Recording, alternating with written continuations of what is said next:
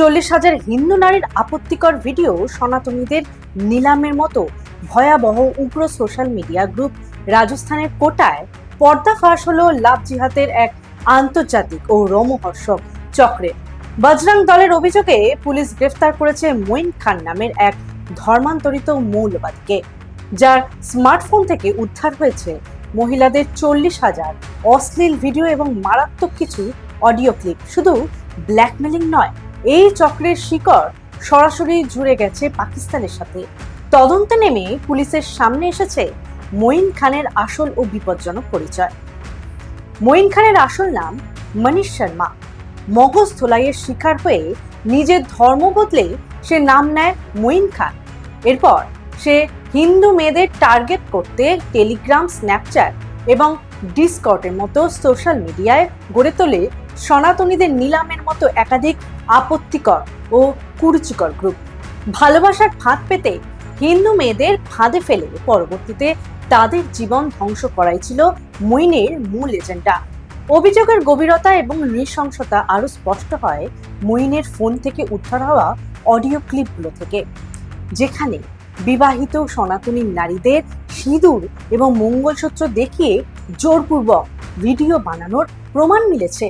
लड़कियां जितनी भी मिले, खासकर मैरिड लेडीज स्पेशली, उनका मंगलसूत्र और उनका मतलब माथे का सिंदूर सामने नजर आना चाहिए और उनसे धार्मिक करवाओ वीडियो कॉल पे। वो अपने मुंह से बोल के मुसलमान को भगवान बोले, वो डाटा चाहिए। वो अगर आपको मतलब इंटरफेस का डाटा मिले ना हिंदू मुस्लिम का, तो वो चाहिए।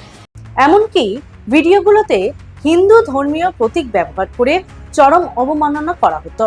বজরং দলের দাবি, জিহাদ আল আকবর এজেন্ডার অংশ হিসেবে প্রথমে মেয়েদের ফাঁদে ফেলে গর্ভবতী করা এবং পরবর্তীতে তাদের উপর ধর্মান্তরের জন্য চরম মানসিক এবং শারীরিক চাপ সৃষ্টি করা হতো। এই ঘটনার সবচেয়ে বিপজ্জনক দিকটি হলো এর পাকিস্তানি কানেকশন। প্রাথমিক তদন্তে জানা গেছে অভিযুক্ত মঈন খান গত কয়েক বছর ধরে পাকিস্তানের কিছু সন্দেহজনক ব্যক্তির সাথে ক্রমাগত যোগাযোগ রাখছিল। সেখান থেকেই কি আসছিল এই সুপরিকল্পিত ভারত বিরোধী এবং হিন্দু বিরোধী এজেন্ডার নীল নকশার অর্থ। কোটার শিল্পনগর থানার পুলিশ ইতিমধ্যেই অভিযুক্তের বিরুদ্ধে ভারতীয় ন্যায় সংহিতা এবং আইটি অ্যাক্টের একাধিক ধারায় মামলা রুজু করেছে। আমাদের সমাজ এবং সংস্কৃতির ভিত নাড়ানোর চেষ্টা করা এই ধরনের ধর্মান্ধ এবং অপরাধী চক্রের বিরুদ্ধে প্রশাসনের ঠিক কী পদক্ষেপ নেওয়া উচিত? পাকিস্তানের এই ছায়াযুদ্ধ রুখতে সাধারণ মানুষের সচেতনতাই বা কতটা জরুরি? কমেন্টে আপনার মতামত জানান।